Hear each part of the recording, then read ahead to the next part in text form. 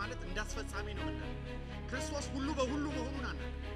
ኢየሱስ ሁሉ በሁሉ እረፍት የሚባለው ዴፊኒሽን ወይም እውነተኛ የሚባለው እረፍት የእግዚአብሔር እረፍት ያለው ክርስቶስ ጋር ነው። ምናልባት ዛሬ አዳዲስ ሰዎች ያላችሁ ብዙ ሃይማኖት ብዙ ስርዓት ውስጥ ያላችሁ ሰዎች እውነተኛ እረፍት ኢየሱስ አገልግሎት በቃ አገልግሎት ፕሮፌሽን ስለሆነ አገልግሎት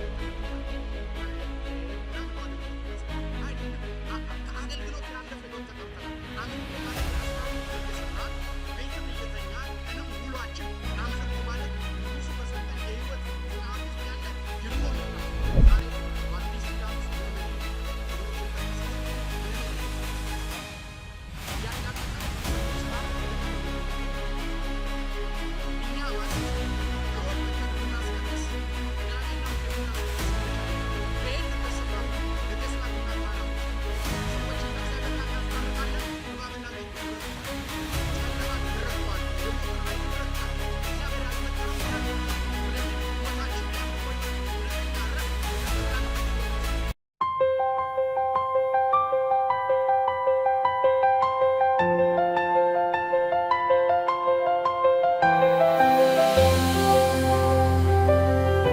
ኢየሱስ ይሁን።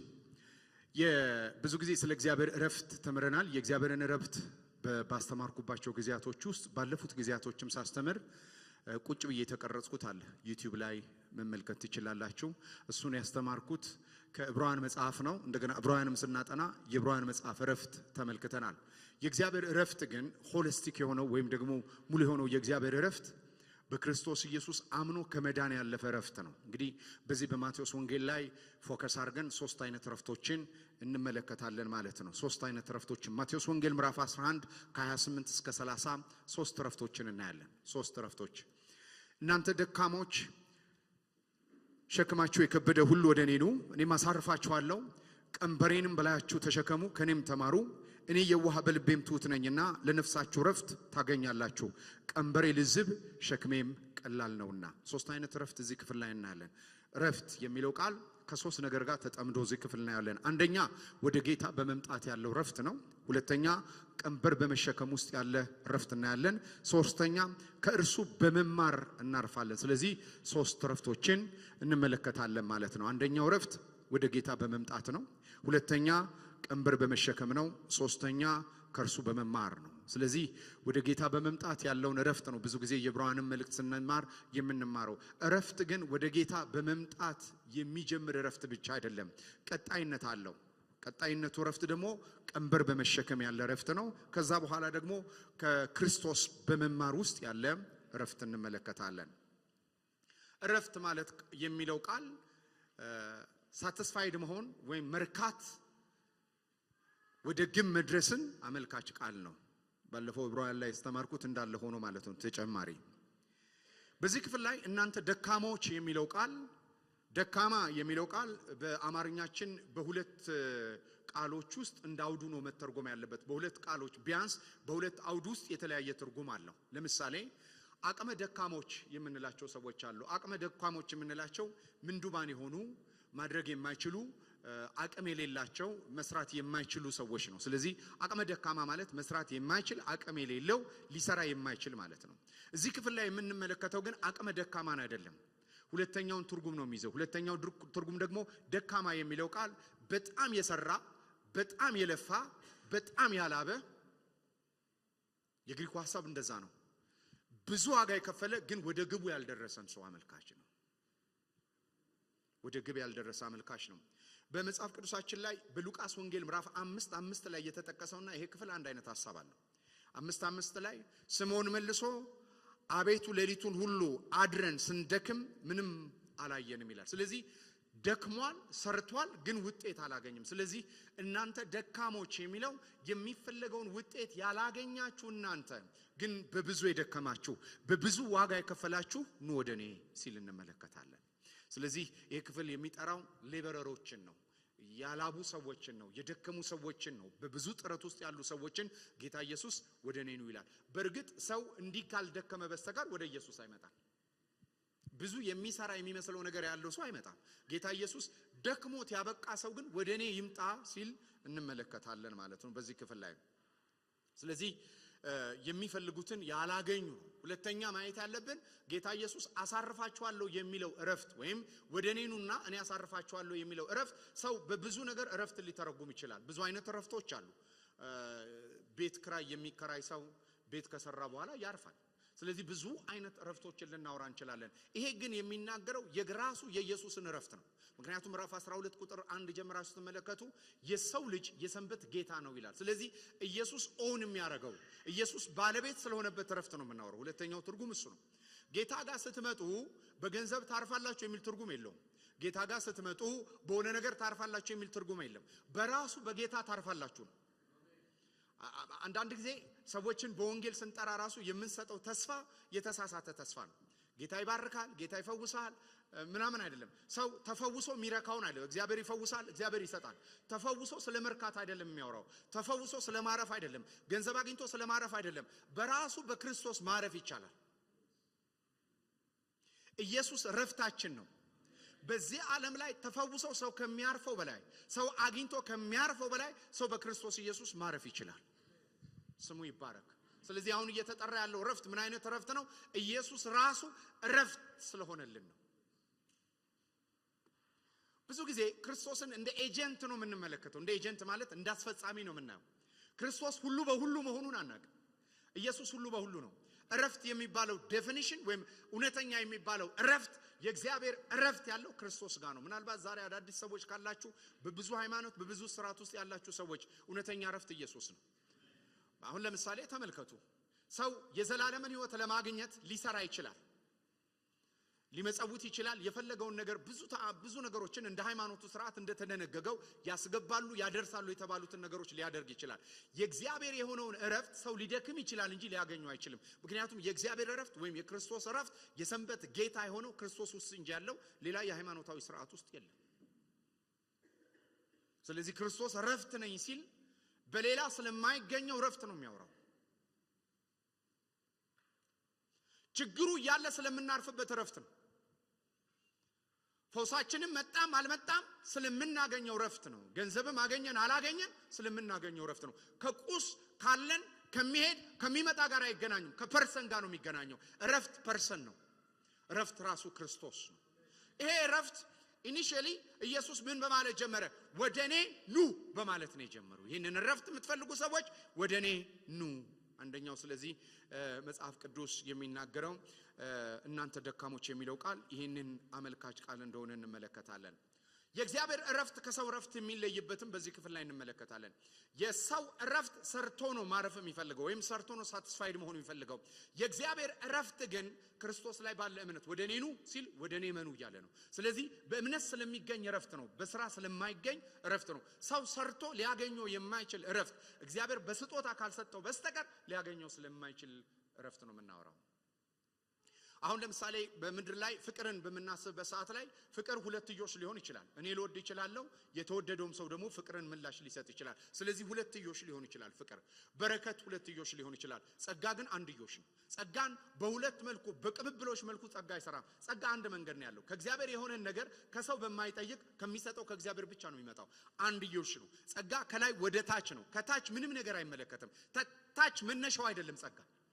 ለዚህ ነው በማቴዎስ ወንጌል ላይ ጌታ ኢየሱስ ሲናገር የተናገረው በክፎችና በደጎች ላይ እግዚአብሔር ዝናብ ያዘንባል፣ ፀሐይንም ያወጣል። ፀሐይ ጀነራል የሆነው ግሬስ ነው ወይም ደግሞ ጥቅል የሆነው መግቦታው የሆነውን ጸጋ የምንረዳው በዚህ መልኩ ነው። በዝናብና በምን እንረዳለን?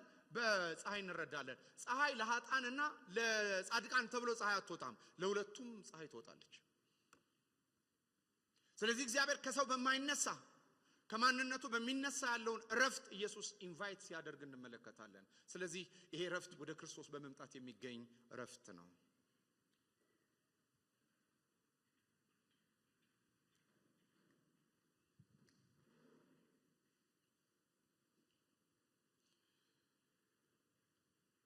ሁለተኛ ሸክማችሁ የሚል ቃል አትመለከቱ? እናንተ ደካሞች ካለ በኋላ ሸክም የሚል ቃል ትመለከታላችሁ።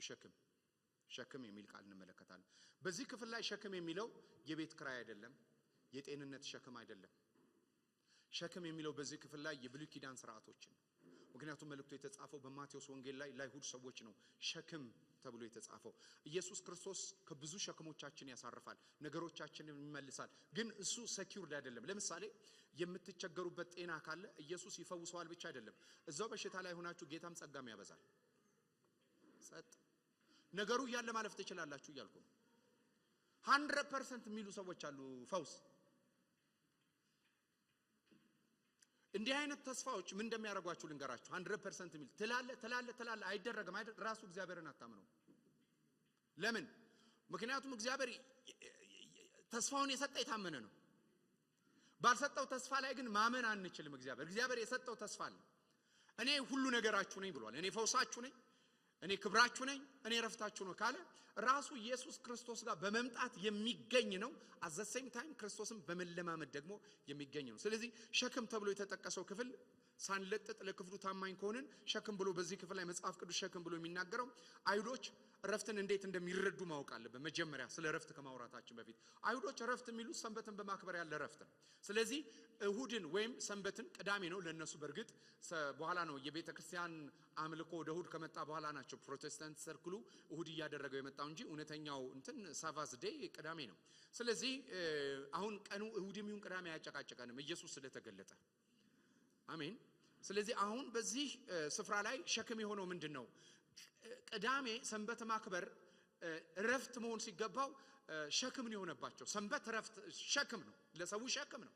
ለዚህ ነው በማርቆስ ወንጌል ምዕራፍ 2 ላይ ጌታ ኢየሱስ ሲናገር ቁጥር 27 ደግሞ ሰንበት ስለ ሰው ተፈጥሯል እንጂ ሰው ስለ ሰንበት አልተፈጠረም ይላል። ስለዚህ ጭራሽ የሰንበት አገልጋይ የሆነ ሰው ሰንበት የተፈጠረው ለሰው ነው።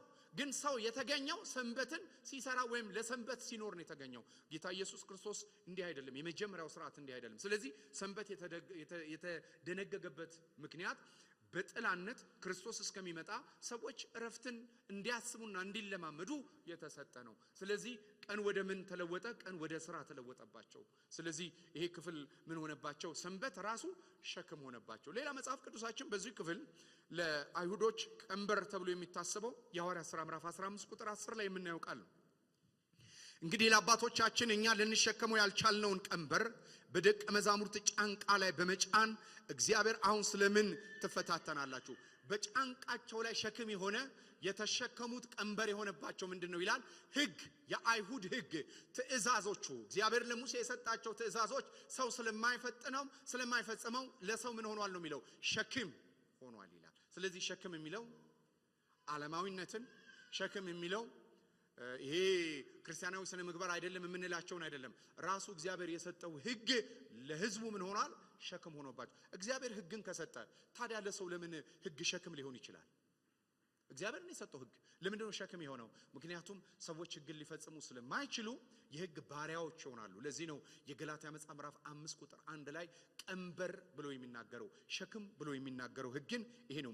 በነጻነት ልንኖር ክርስቶስ ነጻ አወጣን። እንግዲህ ጸንታችሁ ቁሙ፣ እንደገና በባርነት ቀንበር ወይም ሸክም ውስጥ መልሳችሁ አትውደቁ ይላል። ይሄ ለአማኞች የተሰጠ ማስጠንቀቂያ ነው። አማኝ ሸክም ውስጥ የሚወድቀው ወደ ሕግ ሲመለስ ነው። የሙሴ ሕግ 600 ሕግ አንዳንድ ሰዎች ሰምታችኋቸው ከሆነ የዳነው ሕግን ልንፈጽም ነው ይላሉ። ይሞክሩት፣ ብዙም ይሞክሩት ነው ሕግ ይሞክሩት ካሳረፋቸው። ሕግ ግን አያሳርፍም። በሕግ ውስጥ ረፍት የለም። ረፍት ያለው ኢየሱስ ጋር ስሙ ይባረክ። ስለዚህ በአጭር አማርኛ ጌታ እንዲህ እያለ ነው፣ ከሪቹዋል ውጡ፣ ከሃይማኖት ስርዓት ውጡ። ረፍት ይሰጠኛል ከምትሏቸው ማንኛውም ነገር ውጡ። ሳቲስፋይድ ያደርገኛል ከምትሉት የሃይማኖት ባይ ዘ ወይ ወርክ ባይ ኢትሰልፍ ጊቨን ሳቲስፋክሽን አይደል የሚሰጠው? ስራ እኮ ሳቲስፋይድ ያደርጋል አይደል? ሰርቶ አልቦ መግባት ውጤቱን እንኳን ባንመለከተው ደክም ያለው በህሊናዊ ወቀሳ የለብኝም የሚጠበቅብኝ ስራ ሰርቻለሁ ነው። ሃይማኖት እንደሱ ነው የሚሰራው። ይሄ ክፍል የምንመለከተውና የሚያወራው እየደከሙ ውጤት ስላላገኙ እየደከሙ ወደ ውጤት ስላልመጡ ሰዎች የሚነገር ክፍል ነው። ስለዚህ ጌታ እንደዚህ ነው ያለው፣ ከሪቹዋል ውጡና ወደ ሪሌሽንሺፕ ነው፣ ወደ ህብረት ነው። እውነተኛ እረፍት ከክርስቶስ ጋር ባለ ህብረት ክርስቶስ ኢየሱስን በመቀበል የሚገኝ እረፍት ነው። አንዳንድ ጊዜ ህብረት በመናገር የምናብራራው አይደለም፣ ከክርስቶስ በመወለድ የሚገኝ ነው። አንድ ቦታ አንድ ሰው እየጠየቀን ነበርና በዓለም ውስጥ አለ የተባለውን ነገር በሙሉ አድርጌያለሁ አለ። ኢየሱስ አሁን ገብቶኝ አይደለም ለተለያየ ቸርቾች ይሄዳሉ አለ። ዛሬ አልመጣም መሰለኝ እና የተለያየ ቸርቾች ይሄዳሉ ቢኖር ሜንሽን አድርጌው እናገር ነበር። የተለያየ ቸርቾች ሄደን ብዙ ስርዓቶችን ብዙ ነገሮችን አድርጌያለሁ አለ። ግን አሁን ጌታ በየትምህርቱ ስለገባኝ አይደለም መጽሐፍ ቅዱሱ በትክክል ስለተረዳሁት አይደለም ውስጥ ያረፋል። አያችሁ ኢየሱስ እናንተ ቤት ሲገባ የመጀመሪያው ነገር እረፍት ነው። አሁን እረፍት ውስጥ እንድንገባ ደግሞ የሚሰበከን ወንጌል በጣም ወሳኝነት አለው። ለዚህ ነው ገላትያ ጳውሎስ ላይ እንዲህ አላቸው እኔ ክርስቶስን ሰብኬላችሁ ነበር ማን ነው ልዩ ወንጌል የሰበከው አለ። በምን አወቀ ልዩ ወንጌል እንደተሰበከ? ይናወጡ ጀመረ። አያችሁ ልዩ ወንጌል አንዱ ምልክቱ ማናወጥ ነው። ተደላድላችሁ ከተቀመጣችሁበት ነገር የሚያናውጥ ይሆናል። የዘላለም ተስፋ የለም ልድንም ላድንም ትችላለህ ታርሞ ነው የሚታወቀው ሲላችሁ መሰረታችሁ መናወጥ ይችላል። ለምን? ኢየሱስ አዳኝን ብላችሁ ኢየሱስ ክብሬ ነው ብላችሁ ኢየሱስ ዘላለም ሕይወቴ ነው ብላችሁ ክርስቶስ ላይ ክርስቶስ መንፈሳዊ ስፍራችን ነው። ይሄ ስፍራ ደግሞ የማይናወጥ ስፍራ ነው። ደግሜ ሰማይንና ምድርን አናውጣለሁ ይላል እግዚአብሔር። ሁሉ የሚናወጥ ነው። የማይናወጥ አለት አለ። የማይናወጠው እንዲወጣ ነው እግዚአብሔር አናውጣለሁ ያለ። ለምን? ሰው ገንዘብ ላይ ከተቀመጠ ሰው የሆነ ነገር ላይ ከተመ እግዚአብሔር አናውጣዋል። እንደሚናወጥ እንዳይደላደል እንዲሁም እግዚአብሔር ይፈልጋል። እግዚአብሔር ሰው እንዲደላደል የፈለገው የማይናወጥ መንግስት የተሰጠው ልጁ ላይ ብቻ ነው። አሜን ነው። ስለዚህ ምንድነው ነው የሚለው ከሸክም የወጣንበት ከቀንበር የወጣንበት ዋነኛው ዓላማ ከሪቹዋልና ከሥርዓት ወጥተን ክርስቶስ ጋር መተን እንድናርፍ ነው። ዛሬ ጌታ እንዳላችሁ የምታውቁበት አንዱ ምክንያት እረፍት። አንድ ሰው ድኛለሁ አልዳንም ብሎ ከጠየቀ ኢየሱስ እናንተ ቤት ከገባ የመጀመሪያው መገለጫ እሱ የሰላም አምላክ ነው። እሱ የረፍት አምላክ ነው። እሱ በሰላም የሚገዛ ነው። ሰላሙም ጊዜያዊ አይደለም። በበግና በወይፈን የሚገኘው እሱ ጊዜያዊ ሰላምን ነው የሚያመጣው። የክርስቶስ ኢየሱስ ግን አንዴና ለዘላለም በመፈጸም ውስጥ ያለ ረፍት ነው። በእርግጥ መጽሐፍ ቅዱሳዊ ነው። በ1000 ዓመት ኢየሱስ ሲገዛ እናርፋለን። እውነት ነው። ለዘላለም ከሱ ጋር በመኖር እናርፋለን። ግን የረፍት ምንጭ ቦታም ክስተትም ወደፊትም ወደኋላም ካልሆነ ፐርሰን ከሆነ ረፍት ምን ጀምረው እዚህ ነው። ትንሳኤ አሁን እንደምንጀምረው የትንሳኤው ህይወት አሁን እንደሚጀመር የረፍትም ህይወት አሁን ነው የሚጀምረው። በተናወጠ ተራራ ወደ ባህር ልብ እየተወሰደ ማረፍ ይቻላል። ክርስቶስ ረፍታችን ነው። ረፉ አለ እግዚአብሔር። እንዴት ሲባል እኔ አምላክ እንደሆንኩ ወቁ። በሌላ ይሄ ወቁ የሚለው ቃል ጊኖስኮ እኔን ህብረት በማድረግ ከኔ ጋር ሪሌሽን በመፍጠር ማረፍ ይቻላል። ስለዚህ ጌታን አግኝተናል። ጌታን ማግኘታችንን የምናረጋግጥበት አንዱ ምልክቱ የረፍት ጌታ ውስጣችን ካለ ነው። ምንም የለኝም አለ ልጁ ሲናገር ሪታኔ ምናምን ሆነ ነበር አንድ ቦታ እየጎበኘን ምንም የለኝም ግን ረፍቴ ብዙ ነው አለ። ድሮ የነበረኝ አሁን የለኝም። ድሮ የሌለኝ አሁን ግን ያለኝ ረፍት ነው አለ። ኢየሱስ ጋር ስመጣ የማይደፈርስ ሰላም አለን። የማይወሰድ ረፍት አለን። ክርስቶስ ረፍታችን ነው። ስለዚህ አንዱ እንደ መልህቅ ጌታ ኢየሱስ ኑ ወደኔ አለ። እኔ ጋር ስትመጡ አሳርፋችኋለሁ። እኔ ጋር ስትመጡ ረፍት አለ። ሁለተኛ የሚገርመው ብዙዎቻችን ያልተማርነው ዛሬ ላስተምራችሁ የምፈልገው ስለ ረፍት ቀንበሬን ተሸከሙ ነው። በቀንበር ረፍት አለ። ሌላው ብዙ ሰው የማያውቀው ረፍት በቀንበር ውስጥ ያለውን ረፍት ነው። ቀንበር በመሸከም ረፍት አለ ነው የሚለው። ቀንበር ክርስትና ከሸክም ወደ ቀንበር እንጂ ከከባዱ ቀንበር ወደ ቀሊሉ ቀንበር ከጠንካራው ቀንበር ወደ ልዝቡ ቀንበር እንጂ ክርስትና ቀንበር አልባ አይደለም። ለዚህ ነው ብዙ አማኞች ረፍትን ማንን ለማመድበት ትልቁ ምክንያት የመጀመሪያውን ጌን አድርገናል። ይሄ ረፍት ግን በእኛ ህይወት ውስጥ አይነት የረፍት አይነት ስላችሁ የተለያዩ ረፍቶች አይደሉም። ይሄ ክርስቶስን በማግኘት የጀመረው ረፍት በሁለተኛ የሚቀጥለው በእኛ ህይወት ውስጥ በአገልግሎት ነው። ሁሉ ከሱ በእርሱና ለእርሱ አይደል? ሁላችንም በእርሱና ከእርሱ የሆነው ነው እንጂ የምናውቀው ለእርሱ እንደሆነ አናውቅም። አገልግሎት ለእርሱ ነው። በብሉይ ኪዳን በአዲስ ኪዳን አምልኮ ሁልጊዜ ለንጉስ የሚሰጥ የምላሽ ህይወት ነው። ክርስትና ሁሉ በጸጋ ይሁን እንጂ የምላሽ ህይወት ግን አለው። የምላሽ ህይወት አለው። የተደረገልንን ባወቅን ቁጥር በተደረገልን ልክ ህይወታችን ወደ አምልኮ ውስጥ ይገባል። አምልኮ የሚለው ቃል ፕሪስኪኖ የሚለው ግሪክ ቃል ይወስዳል። ምን ማለት ነው? የንጉስን እጅ መሳም ማለት ነው። በሌላ አማርኛ እጅ አድኖኛል፣ እጅ ሰጣኛለች፣ የሰጠችኝን እጅ እስማለሁ ማለት ነው። ስለዚህ ነው የሮሜም ጸሐፊ ሲናገር ቆየና 12 ላይ እንግዲህ ሰውነታችሁን ሕያውና ቅዱስ መስዋዕት አድርጋችሁ አቅርቡ። ይሄ ሪዝነብል ሚኒስትሪ ሪዝነብል ወርሺፕ ነው ይላል። አምልኮ ማለት ለልዑሉ በምላሽ የሚሰጥ የህይወት ስርዓት ማለት ነው። ስሙ ይባረክ። ስለዚህ ይሄንን ነው ቀንበር ማለት። ምክንያቱም ቀንበራችሁን ተሸከሙ አይልም፣ ቀንበሬን ነው የሚለው። የሱ የሆነውን ነው የምንሸከመው። ቀንበር በእንስሳ ላይ ስትመለከቱ ሞፈር ድግር የሚባል አለ። ቀንበር ማለት ማጅራታቸው ላይ የሚቀመጥ ነው። ከዛስ በኋላ ወደ ፈለግነው የምንሄድ አይደለም፣ ወደ ፈለገው የምንሄድበት ነው። ተጠምደን የምንኖርበት ህይወት ነው። አገልግሎት ብዙ ጊዜ ሰው እረፍት የሚባለው በክርስቶስ ካረፈ በኋላ የማይጫን ህይወት ይመስለዋል። ስለዚህ ምን ይመስላል? ባዶ። ይኸውላችሁ የዛሬ 5 ዓመት ነው ስለ ሆሊነስ ስለ ቅድስና ታች እያለን ስናስተምር ስለ ቬስል አስተምሬያለሁ። ስለ ቬስል ስለ ዕቃ ቬስል ዕቃ አስተምሬያለሁ። በምድር ላይ ቬስል የምንለው ወይም አንድ ዕቃ የምንለው ነገር ባዶ ሊሆን አይችልም።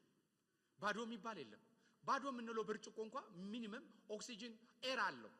በብል የሚያደርገው ውሃ ሲጨምሩበት። ለዚህ ነው ባዶ የሚባል ነገር የለም። ክርስቶስ ያሳረፈን ያለ ሸክም ባዶ እንድንሆን አይደለም፣ ምላሽ ባለው ህይወት ውስጥ እንድንጠመድ ነው። አገልግሎት በሉት። አሁን አገልግሎት ፕሮፌሽን ስለሆነ አገልግሎት በጣም ከባድ ነው። አገልግሎት የመጠቀም ቃል ኳየር ፕሬየር ምናምን ነው አገልግሎት የምናስበው አይደለም። ከአገልግሎት ያለፈ ህይወት ተጠርተናል። አምልኮ ማለት መስሪያ ቤትም እየሰራን ቤትም እየተኛን ቀንም ውሏችን አምልኮ ማለት ንጉሱ በሰጠን የህይወት ስርዓት ውስጥ ያለ የኑሮ ምላሽ ነው። ያቺ ሴት ትዝትላችኋለች መጽሐፍ ቅዱስ ላይ የሚናገረው ስሟ ያልተጠቀሰ በተከለከለ ቤት የገባችው ኢየሱስ ክርስቶስን በእንባ ያበሰችው በፀጉሯ ታብሰው የነበረ በእንባ ታጥበው የነበረ ሴት የከበረውንም ሽቶዋን በእግሩ ፊት የደፋችውን ሴት ታቋታላችሁ። ኢየሱስ ከዛ ቤት ሲወጣ ምን እንደሚል ታውቃላችሁ? የሴትዮዋን ሽቶ እያለ ነው የሚወጣው። ሴትዮዋስ ምን እያለች ነው የምትወጣው? ነክታው የለ ዳሳው የለ ፀጉሯን ያየ ሰው ኢየሱስን ነው የሚሸተው። አምልኮ ክርስቶስን መሽተት ነው። ኢየሱስን ካልሸተትን ሌላ አለ፣ የሚጫን ቀንበር አለ። ኢየሱስ ቀንበሬ ልዝብ ነው ሲል በክርስቶስ ካልተጫንን እረፍት የሌለው ቀንበር አለ። መጽሐፍ ቅዱስ በሰቆቃወ ኤርምያስ ላይ ሲናገር ሰው በብላቴናነቱ ወራት ላይ ሸክምን ቢሸከም ቢጠመድ መልካም ነው ይላል። 2:17 አካባቢ ላይ ለምን እግዚአብሔር አሸክሞታልና ይላል። እግዚአብሔር ያሸከመን ቀንበር ቀሊል ልዝብና የረፍት ነው። እሱን ካልተሸከምን ግን ዓለም የሚያሸክመን ቀንበር ደግሞ አለ። ይህ ዓለም እኛ ላይ የሚጭነው ቀንበር አለ። ስለዚህ ከዓለም ቀንበር ለማምለጥ የክርስቶስን ቀንበር እንሸከማለን። ያ ነው የረፍት ህይወት።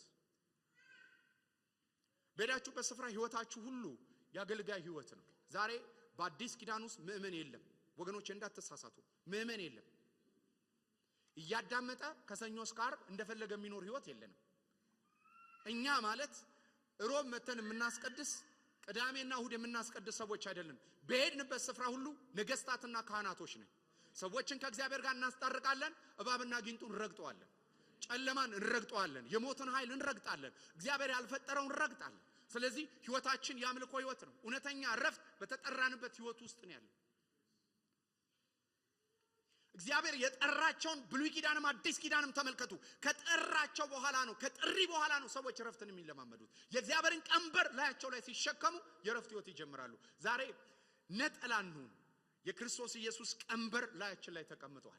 ስለዚህ ሚኒስትሪ ነው የሚያወራው፣ ፓርትነርሺፕ ነው የሚያወራው። ምክንያቱም መጠመድ የሚለው ቀንበር በብሉይም በአዲስ ኪዳንም ፓርትነርሺፕ ነው። ከክርስቶስ ጋር አብሮ መስራትን ነው፣ አብሮ ሰራተኛ መሆንን ነው የሚያሳየው።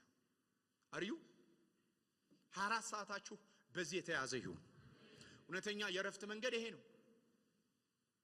እውነተኛ የረፍት መንገድ ይሄ ነው። መጽሐፍ ቅዱስ የሚነግረን ኢምፒቲ ያለ መሆን፣ በክርስቶስ ኢየሱስ ቀንበር ስር መኖር ሌላው ነው። በጊዜው ሁሉ ከፍ እንዲያደርጋችሁ ከኃይለኛው ከክርስቶስ ኢየሱስ ቀንበር በታች ራሳችንን ማስቀመጥ ሁሌ መልመድ አለብን። ከሪድ ያደረገ ህይወት ሊኖረን ይገባል። ስለዚህ ይህንን እረፍት በዚህ ቤተክርስቲያን አስተምሬያችሁ አላውቅም። በክርስቶስ ኢየሱስ ያለን የሊብሬሽን ከህግ ነፃ የወጣንበት ከዓለም ነፃ የወጣንበት ከስጋ አርነት የወጣንበት ህይወት ነው። ሁልጊዜ በደንብ ስሙኝ።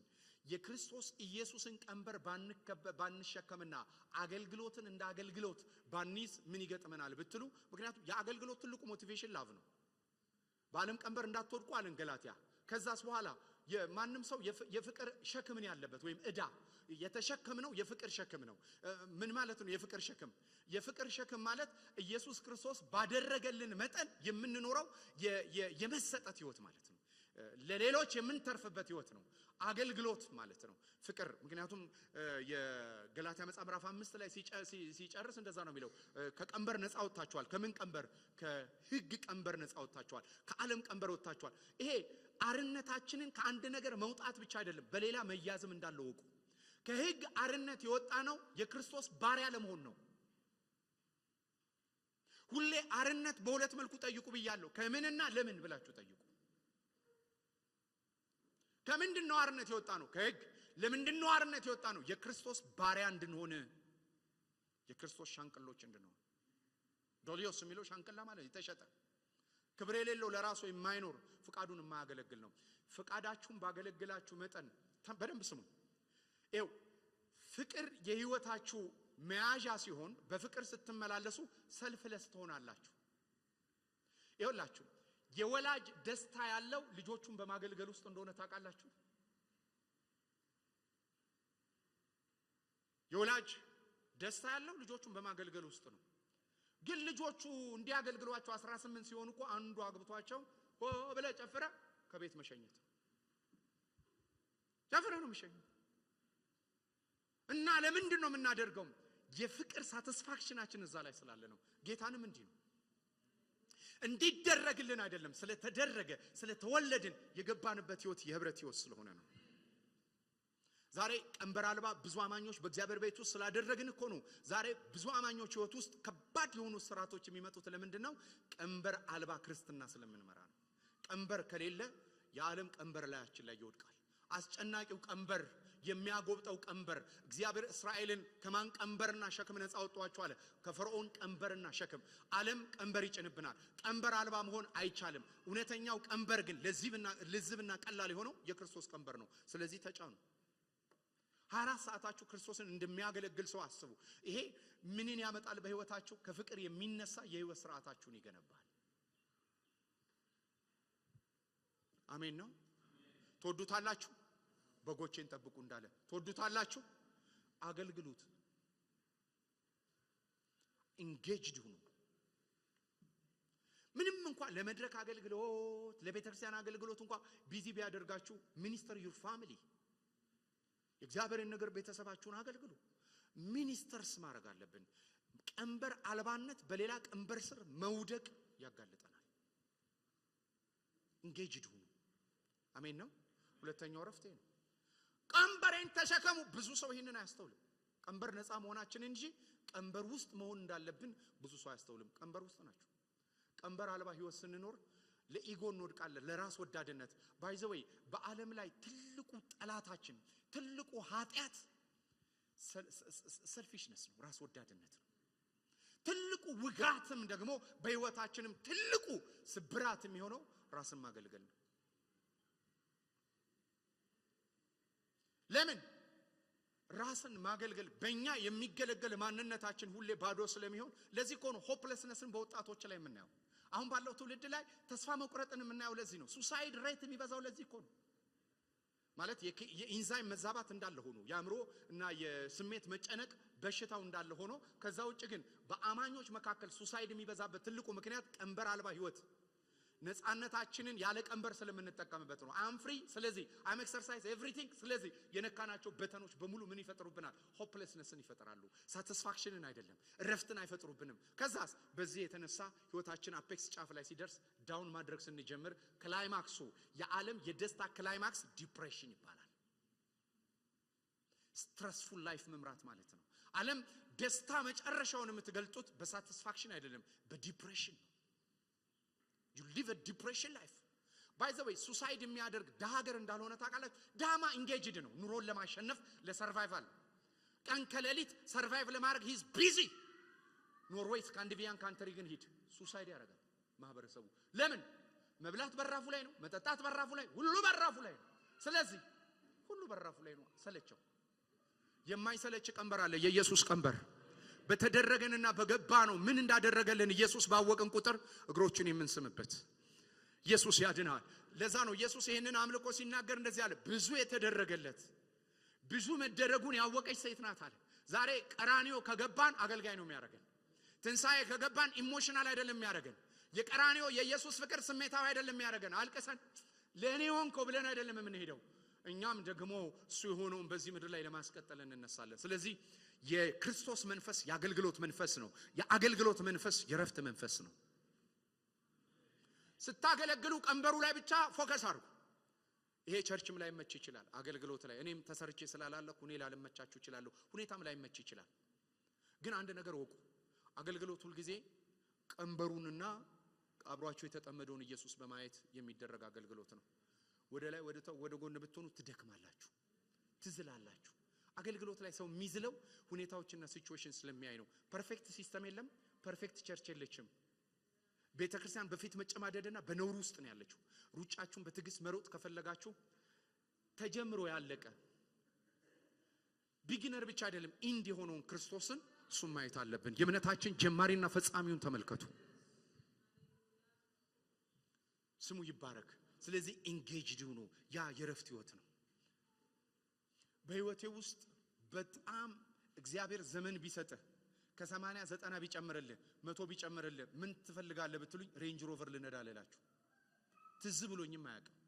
ቤት ምናምን አለላችሁም ትዝም አይለኝም። እኔ ትዝ የሚለኝ እግዚአብሔር እድሜ ቢጨምርልኝ the greatest enjoyment ministry ነው ለኔ። የኔ ረፍት ማገልገል ነው። የባሪያ ደስታ ጌታውን ማስደሰቱ ብቻ። የኛ ደስታ ያለው ኢየሱስን በማስደሰት ውስጥ ነው። የኛ ረፍት ያለው ክርስቶስን በማሳረፍ ውስጥ ነው። ሁለተኛው የረፍት መንገድ ሳቲስፋይድ የሚያደርገው ክርስቶስን በማሳረፍ ውስጥ ነው። እዚህ ጉባኤ አንድ ሰው አለና በጣም አእምሮዬን የነካኝንና በጣም የተገረምኩበትን 2 ቀን ሁሉ ሜዲቴሽን እኔን የተቆጣጠረ አንድ ነገር ልንገራችሁ። በጣም ተገረምኩ። አንደኛ ፐርስፔክቲቭ ነው። ያው ስሟን ስላላስፈቀድኩ አልጠራውም። እና ምን አለችኝ? 2 ሰዎች ለአንድ ነገር መንፈሳዊ ለሆነ ነገር 2 ሰዎችን ለመቅጠር ሞከርኩ አለች። አንደኛው የሚሰራው ስራ ላይ ሳይሆን ስራው የሚያመጣው ውጤት፣ ክፍያ፣ ደሞዙ ምናምኑ ላይ ነው የሚያወራኝ አለች። አንደኛው ደግሞ አገልግሎቱ ተደራሽነቱ ምን ያህል ነው የሚለውን እንትን አለኝ ያወራል አለኝ። ከዛ በኋላ ይሄ 2 ወንጌል ነው አልኳት። አንደኛው የሰማው ወንጌል ሚስዮናዊ የሚያደርግ ወንጌል ነው። አንደኛው የሰማው መርሰነሪ የሚያደርግ ወንጌል ነው። መርሰነሪ ማለት በተከፈለው መጠን የሚሰራ ማለት ነው። ታውቃላችሁ መርሰነሪ እዚህ ሀገር ቢመጣ ራሱ መንግስትን ገልብጥ ብትሉት ለመገልበጥ ይሞክራል። መርሰነሪ ከከፈልከው መንግስት ይገልበጣል። የከፈልከው ነው የሚያደርገው። ሚሽነሪ ግን የጌታውን ወይም ደግሞ የተቋሙን ወይም ደግሞ የነገስታትን ሐሳብ ነው የሚያስፈጽመው። እኔና እናንተ ሚሽነሪዎች ነን። የሰማነው ወንጌል ሚስዮናዊ ነው የሚያደርገን። የልዑሉን ዓላማ ኤክስቴንድ እንድናደርግ ነው የሚያደርገን። አሜን ነው። ስለዚህ የተሰማው ወንጌል ውጤት ነው። ማንም ሰው ባይዘው የሰማውና የሚያምነው ሰምቶም በውስጡ አግሪ የሚያደርግበት የወንጌል ውጤት ነው። ስሙ ይባረክ። ኢየሱስን እግር አጣቢ የሚያደርግ የኢየሱስን ሽታ የሚሸከም ወንጌል ህይወታችሁን ይቆጣጣር። የኛ ረፍት ያለው እሱ ጋር ነው። እግዚአብሔር ምስክሬ ነው። እኔ ባለፍኩባቸው ጊዜያቶች የ14 ዓመት ልጅ ሆኜ ነው እኔ ካምፓስ ውስጥ ትምህርት ቤት ውስጥ ጀምሮ ማገልገል የጀመርኩት። ረፍትና ዲላይትመንት ያለው ክርስቶስን በማገልገል ነው። የክርስቶስን ሐሳብ በመፈጸም ውስጥ ነው። ኢንካሬጅ አደርጋችኋለሁ። ለምን አገልግሎት አሁን ብዙ የሚገፋፋ አይደለም። ቸርችም ያለንበት ሁኔታ ምና ረፍታችሁ ግን እሱ ውስጥ ነው ያለው። እንዳትሳሳቱ። ተቋሙን ትታችሁት ኦርጋናይዜሽናል ሌቭሉን ትታችሁ ኦርጋኒዝሙን ነው ማውሩ። ህይወቱ ይሄ የክርስቶስ ህይወት የሚሽነሪ ህይወት ነው። የሚሽነሪ ህይወት ነው። እግር የሚያጥብ ህይወት ነው። ለጠፉ ነፍሳት የሚራራ ህይወት ነው። የጠፉ ሰዎችን በጣም የሚገርመኝ ነገር እግዚአብሔር ለምንድነው አሁን ብዙዎቻችን የቻርልስ ፊኒ መጽሐፍ እናነባለን፣ የሪፎርመሮች ቡክ እናነባለን። ሪፎርመሮች ሪፎርምን ያመጡት በሪፎርም ዶክትሪንና ቲቺንግ አይደለም፣ በሪፎርም ህርት ነው። እግዚአብሔር አሁን ብዙዎቻችን ፈውሱን ከሱ መቀበል የምንፈልገው ማገልገል እንፈልጋለን እኮ እንደ ስሚዝ ወግልስወርዝ በአማርኛ አይቻለሁ። ስሚዝ ወግልስወርዝ መሆን የማይፈልግ ማንም ሰው የለም። ቢችል ቧንቧ ሰራተኛ ሆኖ ቢቀባ ሁሉ ደስ የሚለው ብዙ ሰው አለ። ታውቃላችሁ የሱል ሰውዬ ልብ እግዚአብሔር አንድ ነፍስ ቢሰጠኝ ብሎ ድልድይ ላይ ሁሉ ቆሞ ተደብድቦ እንደሚያታቃላችሁ ወጥቶ ነፍሳትን ፍለጋ የተያዘበት ፍቅር ነው የሚያገለግልበት መንፈስ የገለጠው። ከክርስቶስ የሚገኘውን አይደለም የክርስቶስን ሀርት ነው። መጀመሪያ ሚኒስትሪ የኢየሱስን ልብ ማገልገል ነው። ሀርቱን ነው መያዝ ያለብን። የንጉሱን ልብ ነው መያዝ ያለብን። ለምንድን ነው እግዚአብሔር በነ ቻርልስ ፊኒ የተጠቀመው? ቻርልስ ፊኒ ባቡሩ ቆመው ሙሉ መዳኑን አይደለም ማየት አለባችሁ። ሰዎች መቆም እስከማይችሉ የእግዚአብሔር ክብር ተገለጠ አይደለም ማየት አለብን። ቻርልስ ፊኒ ልብሶቹ ያልቡ እንደነበረ ታውቃላችሁ። ታሪኩ በላብ የተነከረ ልብስ እንደነበረው ታውቃላችሁ። ስለ ነፍሳት ይጮና ይማልድ እንደነበረ ታውቃላችሁ። ማለት ፕላትፎርም የለም፣ የሚያገለግልበት ፕላትፎርም የለም። ሃይማኖት በክለርጂ ሃይማኖት በተለያየ ስርዓት ውስጥ ነው ያለው። ቸርች የእግዚአብሔርን አጀንዳ አላደረገችም። ፕሪጋራቶሪን ታስተምራለች። በቀኝና በግራ የሚቀመጠው ለይታ ታስተምራለች። ስለዚህ ከእንዲህ አይነት ማህበረሰብ የወጣ ብንመልሶ ወደዛ ዲክላይን ባደረገበት ሰዓት እነዚህ ሪፎርመሮች በአብዛኞቹ ልብሳቸው አንድ ጊዜ አንድ ወቅት በረዶ በነበረበት ሰዓት ላይ ቻርልስ ፊኒ ይጸልይበት የነበረውን በር ሳንኳኳ ቻርልስ ፊኒ በሩን ሲከፍተኝ የለበሰው ከናቲራ በላብ ተጠምቆ ነበር ይላል። እና ለምንድን ነው ላብ እስክትጠመቅ የምትጸልየው ስለው የነፍሳት ሸክም አለ። እግዚአብሔር ያሸከመው ማለት ነው። ሚኒስትሪ እግዚአብሔር ከሚያሸክመን የሚወጣ ነው። የረፍታችን ምክንያት በሱ መጠመድ ነው ማለት እሱ ነው። እንዳዝምቢ እንደሱ አይደለም። እግዚአብሔር ነው ጫናን የሚያስቀምጥባቸው። ኢምፒቲ አትሁኑ። እግዚአብሔር በዚህ ምድር ላይ ካዳንከኝ በኋላ በእኔ ያለ ዓላማ ምንድን ነው በሉት። ተሸከሙ የእግዚአብሔርን ቀንበር። እስቲ አሜን። የረፍታችሁ ምክንያት እሱ ነው። ረፍት የሚወጣው ከዚህ ነው። አገልግሎት አሁን እንደምናስበው ጫማ ቤት ምናምን የምንለውጥበት አይደለም። አገልግሎት የንጉሱን ልብ የምናገለግልበት ነው። ዛትስ አወር ሳቲስፋክሽን። አገልግሎት ፕሮፌሽን ስለሆነ ነው ዛሬ መስመሩን የሳተው። we are not professional። እኛ ፕሮፌሽናሎች አይደለንም። እኛ በርደን የተቀመጠብን ሰዎች ነን። ስለዚህ መስሪያ ቤት ነው ያለነው። የነፍሳት ሸክም ሲገባን አጠገባችን ላለነው እግዚአብሔር በህልም መናገር ይጀምራል። አጠገባችን ላለው እግዚአብሔር ህልም ይሰጠናል፣ በርደን ይሰጠናል። እንጸልያለን። በሮቿ ዝግ ቢሆኑ መልሰን እንመሰክርላታለን። ዘ አልቲሜት ኢንቴንሽን እግዚአብሔር ይሄ ነው። በቃ የነፍሳት መዳን ነው። ፎርማል ይሁን ኢንፎርማል ይሁን፣ ቸርች ይሁን ቸርች አይሁን፣ ኦርጋናይዜሽን ይሁን አይሁን፣ ኢየሱስ ወደዚህ ምድር የመጣበት የነፍሳት መዳን ነው። ነፍሳት እንዲድኑ ነው። ሰዎች እንዲያርፉ ነው። የተሰጡ ጸጋዎች በሙሉ ለዚህ የተሰጡ ናቸው። የእግዚአብሔርን የልብ ሸክም ስንሸከም እናርፋለን። ያላረፍነው በአገልግሎትም የማናርፈው የኛ ስላለ ነው። የኛን ትተን የሱን ከያዝን እንደ ተሸጠ ባሪያ ኢየሱስን ካገለገልነው አገልግሎትን የመሰለ የረፍት ቦታ የለም። አሜን ነው። ቀንበሬን ተሸከሙ። ሁለተኛው ረፍቴ ነው። ቀንበር ያልተሸከመ ትውልድ የረፍት ሰው አይደለም። ምክንያቱም በመዳን ብቻ ያለውን ቀንበር አይደለም። ሁለተኛው ይሄ ነው። በሶስተኛ ደረጃ እኔ በልቤ ትሁት ነኝ ይላል። ሶስተኛው ቀንበር እሱ ነው የሚናገረው። ሶስተኛው ቀንበር ይሄን ነው የሚናገረው። ከዛ እኔ ጸልያለሁ።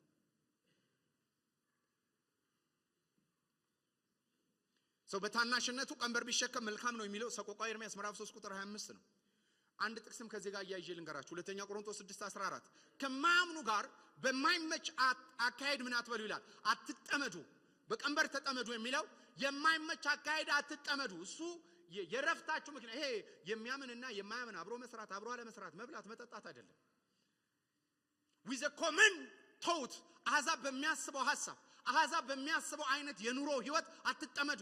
ምክንያቱም ከአሕዛብ ጋር መጠመድ እኮ ጂኦግራፊካል አይደለም። አሁን ለምሳሌ ሰው ማግኘትም የለባችሁ፣ ሐሳብ መግዛት ነው የሚገባችሁ። ምክንያቱም አሁን የምናየው ዘመን የመረጃ ዘመን ስለሆነ በመረጃ ሐሳብ መግዛት ነው፣ የዓለምን ሐሳብ መግዛት ነው። ዛሬ ታውቃላችሁ አይደል? ብዙ ሰው ኤዲ መርፊን መምሰል እንደሚፈልግ፣ ብዙ ሰው ሸዋዚንገርን መምሰል እንደሚፈልግ በፊት አሁንም እንደምትመለከቱት የብዙ ሰው ሄሮዎች ሴሌብሪቲዎች ናቸው። ለዚህ እኮ ነው አጠቃላይ የቤተክርስቲያን ስርዓታችን የሚኮረጀው ከዓለም ነው። ሊደርሺፕ የምንኮረጀው ከዓለም ነው። ሚኒስትሪ የምንኮረጀው ከዓለም ነው። ለምን? ኬሪድ ያደረግነው የዓለም ተውት ስለሆነ ነው። እሱ ነው ያላሳረፈን። እንደ ቸርችም የማያሳርፈን እንደ ግለሰብም የማያሳርፈን ዓለም። ምክንያቱም የጨለማው ዓለም የረፍት ቦታ አይደለም። ዲያብሎስ አንድ ስም አለው። he is a god of chaos። እሱ የምን አምላክ ነው? የሁከት አምላክ ነው። የሰላም አምላክ አይደለም። የረፍት አምላክ አይደለም። ኢንቲቲዎቹ የዲያብሎስ እስከሆኑ ድረስ ረፍት በህይወታችን አይሆንም። ይሄ አትጠመዱ የሚለው ቃል ሪሌሽንሺፕ እና ፌሎሺፕ አይደለም። አሕዛብ የሆኑ ሰዎች ፓርትነሮች አሉን፣ የሥራ አጋሮች አሉ። ከነሱ ጋር አይደለም። የነሱን ተውት ግን አትግዙ። ቢቀጥመው ሳምንት ጊዜ ካለን ስለ ጨው እናወራለን። ኮቨነንታል የጨው ኪዳን ጨው ራሱ የተሰጠበትን ዓላማ ብትመለከቱ ኢንፍሉዌንሱ ይሄንን ነው የሚያወራው። ስሙ ይባረክ። ስለዚህ ረፍት ያለው ከጌታ ጋር በመጠመድ ነው። ዮክ የጌታን ዮክ ተጠመዱ። አንዳንድ ጊዜ ሰዎች ትልቅ ስራ ያያላቸው ትልቅ ገንዘብ ያያላቸው እሱን ትተው ማገልገል ሲጀምሩ ያርፋሉ። እኔ ስራዬን እየሰራው ተጨነኩኝ ወደዚህ ስመጣ አረፉ። ያረፉት ለምን እንደው ታውቃላችሁ? ስራውን በብዙ ብር ስለተውት አይደለም፣ ከጌታ ጋር አግሪ ሆኖ ስለተጠመዱ ነው። የፍቃድ መጠመድ ስላገኛቸው። ስሙ ይባረክ። ሶስተኛው ከኔ ተማሩ የሚለው ቃል ነው። ከኔ ተማሩ ያለም እኔ የዋህ በልቤም ትሁት ነኝና ለነፍሳችሁ ረፍትን ታገኛላችሁ። ሶስተኛ ረፍት የሚለው ቃል የተጠቀሰው በልቤ ትሁት ነኝ። በሌላ አማርኛ የክርስቶስ ሕይወት የነፍሳችን የሕይወት ሥርዓት ሲሆን ነፍሳችን ታርፋለች። የነፍስ ረፍት የውስጥ ረፍት የሚመጣው ክርስቶስ በእኛ ሕይወት ውስጥ መግዛት ሲጀምር ብቻ። ስሙ ይባረክ። ደስ የሚለኝ ቃል አለ የያዕቆብ መጽሐፍ ምዕራፍ 4 ቁጥር 1 ላይ ጠብና ረብሻ ወይም ጩኸት ወይም አለመረጋጋት በእናንተ ዘንድ ከየት መጣ ይልና የእርስ በርስ ግንኙነታችን አይደለም በነፍሳችሁ ውስጥ ካለ ምኞት ነው ይላል። እኛ ውስጥ ካለው ወደ ክርስቶስ ሐሳብ ካልተለወጠው ማንነታችን የሚመጣ ነው።